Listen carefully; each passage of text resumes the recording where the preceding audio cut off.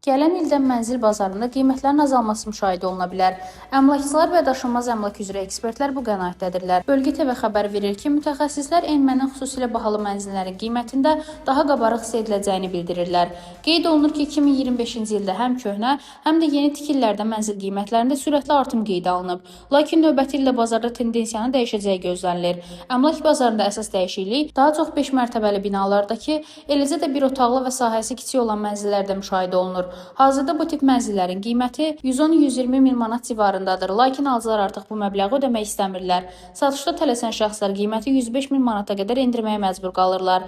Əhalinin əsas tələbatı aşağı və orta qiymətli mənzillərə yönəldiyindən bu seqmentdə qiymətlərin daha çox stabilləşəcəyi gözlənilir. Ekspertlər bildirirlər ki, bu kateqoriyada 2-5 min manat aralığında cüzi ucuzlaşma baş verə bilər. Rəna Rövşənqızı, BTV.